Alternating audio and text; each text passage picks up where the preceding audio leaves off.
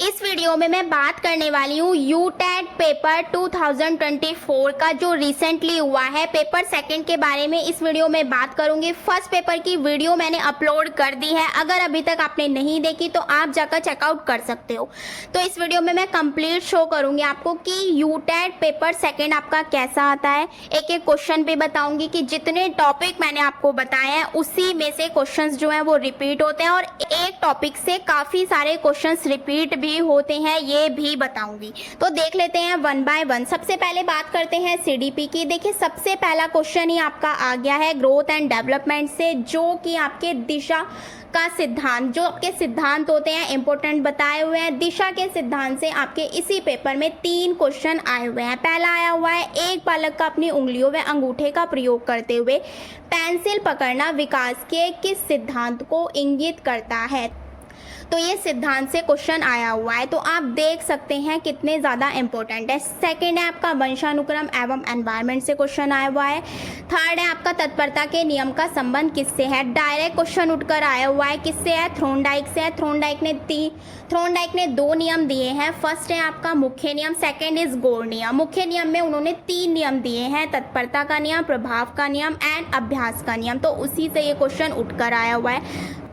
थ्रोनडाइक का नियम भी मैंने आपको बहुत बार बताया हुआ है। जितने भी सिद्धांत है सारे इंपॉर्टेंट है और एक एक क्वेश्चन आया हुआ है, आप खुद देख सकते हैं। एंड फोर्थ है आपका समावेशी शिक्षा से, यानी कि इंक्लूसिव एजुकेशन से।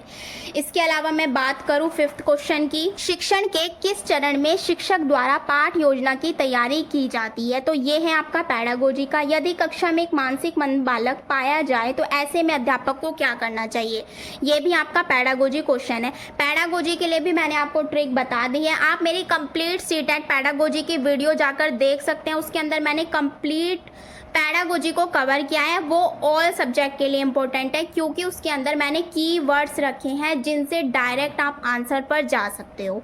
इसके अलावा नेक्स्ट है कथन, लड़कियों के लिए शिक्षा की व्यवस्था ऐसी होनी चाहिए जो उन्हें केवल सुगृहिणी तथा आदर्श माता बनने में सहायक हो। तो ये क्या हो सकती है, ये आया हुआ है आपके लिंग से क्वेश्चन, जो मैंने आपको स्टीरियोटाइप पढ़ाया था, जेंडर स्टीरियोटाइप एंड जेंडर बाइस, ये उससे क्वेश्चन आया हुआ है। बालक की जिज्ञासा क्या कहलाती है। बालक जैसे तैसे अपने संसार को कुशलता से खोजते हैं, इंपॉर्टेंट डेफिनेशन आई हुई है। मैंने पियाजे का आपको बहुत बार टॉपिक पढ़ाया हुआ है। तो ये है कि बच्चे नन्हे वैज्ञानिक होते हैं, ये बात किसने कही है, आपके पियाजे ने। तो पियाजे से क्वेश्चन आ गया। नेक्स्ट क्वेश्चन है आपका, अध्यापक द्वारा विद्यार्थियों की त्रुटि या गलती का पता लगाने के लिए कौन सा परीक्षण सबसे उपयुक्त है। तो ये आपके मूल्यांकन, मापन, आकलन से क्वेश्चन आया हुआ है। सृजनात्मकता, क्रिएटिविटी से क्वेश्चन बना है। व्यक्तित्व मापन की वस्तुनिष्ठ विधि पूछी गई है। पर्सनालिटी मेजरमेंट के जितनी भी ऑब्जेक्ट मेथड है बहुत ज़्यादा इंपॉर्टेंट है, आया हुआ है।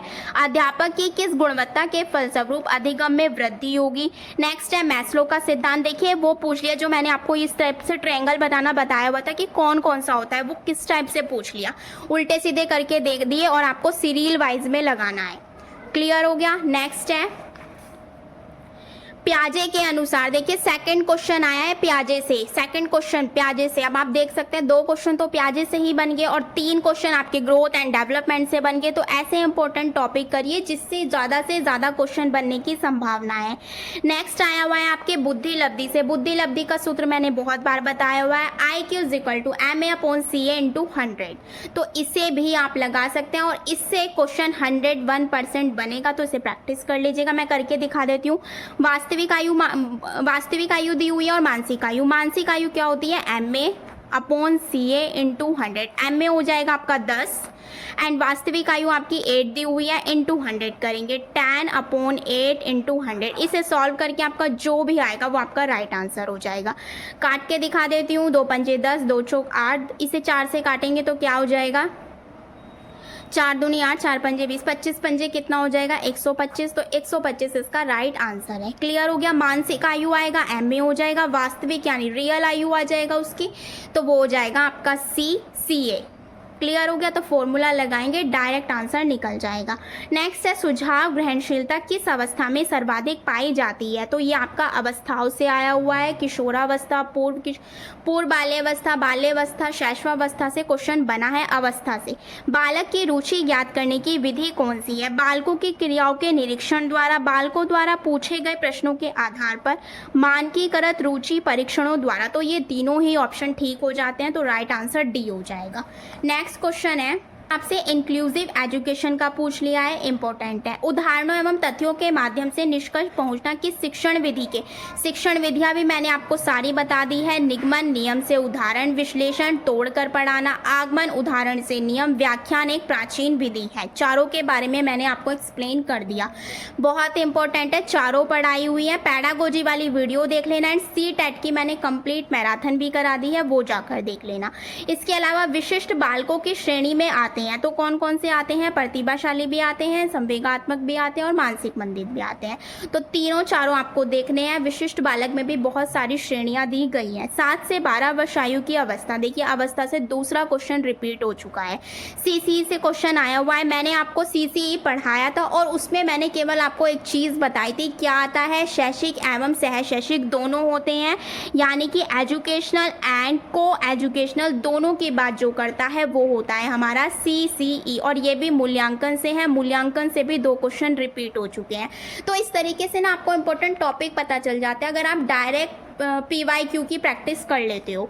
नेक्स्ट देख लेते हैं, शिक्षण प्रक्रिया में निम्नलिखित में से किसका भली प्रकार ध्यान रखना चाहिए? तो ये भी एक पैडागोजिकल क्वेश्चन है। कोहलबर्ग ने नैतिक विकास के निम्नलिखित स्तर बताए हैं। बहुत बार बता दिया है कि कोहलबर्ग, पियाजे, वाइगोत्स्की, क्वेश्चन कहीं नहीं गया, आएगा ही आएगा। तो इसमें स्तर पूछे हैं तो वो होते हैं 3।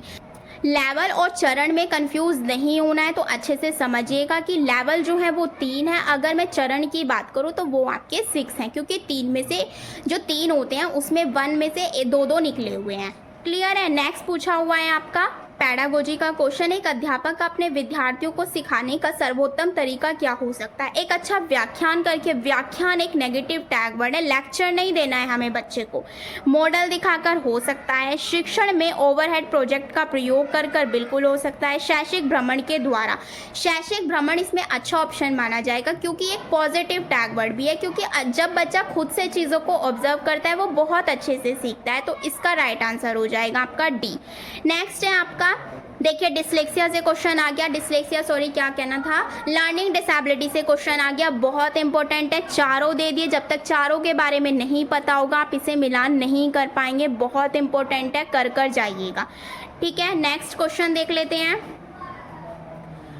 नेक्स्ट है आपका, कक्षा में प्रतिपुष्टि की क्या सार्थकता है? पैडागोजी का क्वेश्चन, संबंध प्रतिक्रिया का सिद्धांत प्रतिपादित किया है। मैंने आपको बताया था कि जो ये सिद्धांत है इनके अदर्स नेम से क्वेश्चन पूछे जाते हैं। तो यहाँ पर अगर आप इंग्लिश में पढ़ेंगे ना, कंडीशन थ्योरी किसने दी है? पावलोव ने दी है। प्रयोग किस पर किया है? कुत्ते पर किया है।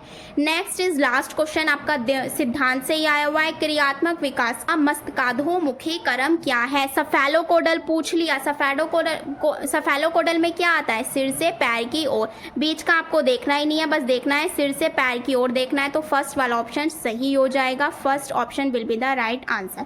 दिशा का सिद्धांत बहुत इंपॉर्टेंट है, 2 क्वेश्चन आ गए हैं, मोटर से आ गया, फाइन मोटर से आ गया, दोनों से आ गया, तो याद रखना है। ग्रो, अब देख सकते हैं आप इसके अंदर कौन कौन से इंपॉर्टेंट टॉपिक हो गए हैं, ग्रोथ एंड डेवलपमेंट हो गया है, मूल्यांकन यानी मेजरमेंट हो गया है, एंड अगर मैं इसकी बात करूँ पियाजे हो गया है, कोहलबर्ग से क्वेश्चन आया हुआ है, अवस्था से क्वेश्चन आया हुआ है। तो इनसे ही 2-2, 3-3 क्वेश्चंस रिपीट हुए हैं, आप खुद आप देख सकते हैं। पैडागोजी की वीडियो देख लेना, जाकर मैराथन देख लेना, बहुत इंपॉर्टेंट है, आपका काम हो जाएगा। क्लियर है? अब मैं आपको पूरा पेपर शो कर देती हूँ। नेक्स्ट आई हुई आपकी हिंदी, जैसा कि मैंने आपको बताया था गद्यांश पद्यांश की अगर मैं बात करूं तो 9 क्वेश्चन आपको देखने को मिल जाते हैं, सेकंड पेपर में भी और फर्स्ट पेपर में भी। और अगर मैं वहीं ग्रामर की बात करूं 12 से 13 क्वेश्चन आपको देखने को मिलते हैं, साहित्य के आपको देखने को मिल जाते हैं 3 से 4 क्वेश्चन। और अगर मैं बात करूँ भाषा शिक्षण की, उसमें भी आपको 8 से 9 क्वेश्चन देखने को ईजीली मिल जाएंगे।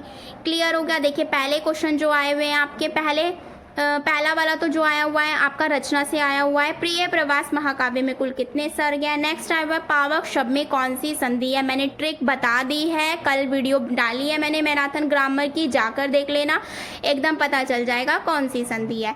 नेक्स्ट है आपका सांचे में ढला होना मुहावरे का अर्थ है। मुहावरों की तो जितनी प्रैक्टिस करोगे उतना ज़्यादा आपके लिए अच्छा होगा। नेक्स्ट आया हुआ है आपका पैडागोजी से। नेक्स्ट आया हुआ है आपका ग्रामर से। जिसके हाथ में चक्र है उसे क्या कहते हैं।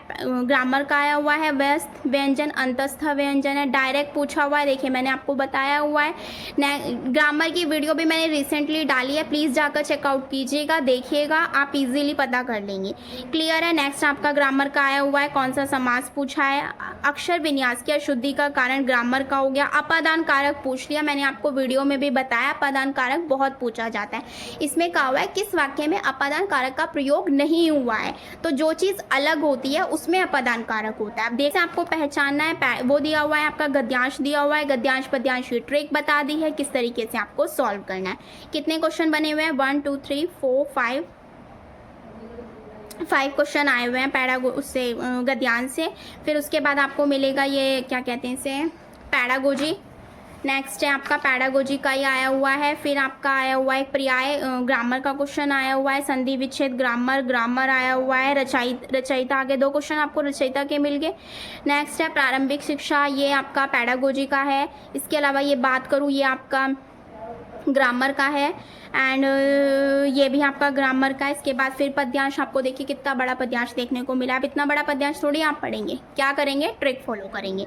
तो इसमें कितने क्वेश्चन आए हुए 4 क्वेश्चन। 9 क्वेश्चन आपको मिल जाते हैं, मैंने आपको कल की वीडियो में 9 ही बताए हैं, 9 ही इसके अंदर आए हुए हैं। क्लियर हो गया। तो ये था आपका हिंदी का पूरा पेपर, मैंने आपको पूरा बता दिया, मैंने पढ़ाया भी हुआ है, मैराथन डाल दी है, जाकर देख लीजिएगा। तो इस तरीके से आपका पेपर पैटर्न रहता है। नेक्स्ट आपकी इंग्लिश दी हुई है, आप देख सकते हैं सेम जैसा आपका हिंदी का पैटर्न रहता है सेम आपका इसी तरीके से इंग्लिश और संस्कृत का पैटर्न रहता है। तो आप इंग्लिश को कंप्लीट देख सकते हैं, मैं आपको शो कर देती हूँ। तो ये आ गई आपकी हिंदी सेकंड वाली, जिसने सेकंड लैंग्वेज हिंदी को चुना है उसके पास ये वाली हिंदी आएगी। हिंदी के भी आपको 2 देखने को मिलेंगे, फर्स्ट सेकंड। इंग्लिश के भी आपको 2 देखने को मिलेंगे, क्योंकि किसी ने फर्स्ट लैंग्वेज में हिंदी चुना होगा, किसी ने सेकंड में चुना होगा, तो 2 आपको देखने को मिल जाती है। क्लियर हो गया। पैटर्न सेम रहता है, वही 9 क्वेश्चन गद्यांश पद्यांश के। शिक्षण शास्त्र 8 से 9 क्वेश्चन देखने को मिलते हैं। एंड अगर मैं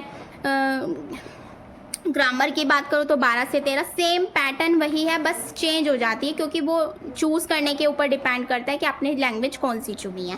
क्लियर हो गया। तो ये आपका इंग्लिश का पैटर्न सेम पैटर्न रहेगा जैसे आपका हिंदी और हिंदी का रहता है। क्लियर हो गया। अब बात कर लेते हैं संस्कृत की। संस्कृत में भी सेम ही चीज़ है जो मैंने बताई, सेम ग्रामर का आपका 12 से 13 क्वेश्चन पूछे जाएंगे। अगर मैं पैडागोजी की बात करूँ तो 8 से 9 क्वेश्चन पूछे जाएंगे। और अगर इसके अलावा गद्यांश पद्यांश 9 मार्क्स का एंड आपके जो कवि लेखक हैं 4-5 क्वेश्चन उससे आते हैं। क्लियर हो गया। तो इस टाइप का आपका पेपर पैटर्न है ये। क्लियर हो गया। तो 90 क्वेश्चन आपके यहाँ पर कंप्लीट होते हैं। अब बात कर लेते हैं मैथ की। मैथ साइंस का पोर्शन आप देख सकते हैं, इस टाइप से आपको मैथ साइंस का पोर्शन देखने को मिल जाता है। कितने इजी क्वेश्चन आए हुए हैं पहले तो आप ये देखिए, सारे ही सही हुए हुए हैं क्वेश्चन। देखिए आप एक बार अगर प्रैक्टिस कर ली ना मैथ की प्रीवियस ईयर से, इजी हो जाएगा, आसान है मैथ, ज़्यादा हार्ड नहीं आता, प्रैक्टिस की बात है, बस जितनी ज़्यादा प्रैक्टिस करोगे उतनी ज़्यादा इजी हो जाती है मैथ। बस ये वहाँ पर माइंड थोड़ा सा डाइवर्ट हो जाता है लेकिन चीज़ें ईजी हो जाती हैं। मैथ और साइंस की भी मैं वीडियो लेकर आने वाली हूँ जल्दी ही, उसमें आपको बताऊँगी आपको क्या क्या चीज़ें फॉलो करनी है। तो आप ये देख सकते हैं मैथ इस टाइप की आपको देखने को मिल जाती है। क्लियर हो गए। 30 क्वेश्चन आपको मैथ के देखने को मिल जाएंगे एंड 30 आपको साइंस के देखने को मिल जाएंगे। तो यहाँ से आपकी साइंस स्टार्ट हो रही है, इस टाइप से आपकी साइंस देखने को मिल जाएगी आपको। क्लियर हो गया। तो देख सकते हैं आप पूरी साइंस आपको 30 मार्क्स की देखने को मिलेगी, जिसके अंदर 8 से 9 क्वेश्चन वही पैडागोजी के देखने को मिलते हैं एंड बाकी आपका कंटेंट पूछा जाता है। क्लियर हो गया। तो यहाँ पर 150 क्वेश्चन आपके खत्म हो गए हैं, जिसका भी सेकंड सब्जेक्ट जो था वो मैथ और साइंस था, मतलब जो लास्ट सब्जेक्ट होता है। एसएसटी का भी आप देख सकते हैं, एसएसटी मेरे पास नहीं था तो इसमें एसएसटी के निशान आपको नहीं मिलेंगे, तो एसएसटी का पैटर्न आप देख सकते हैं।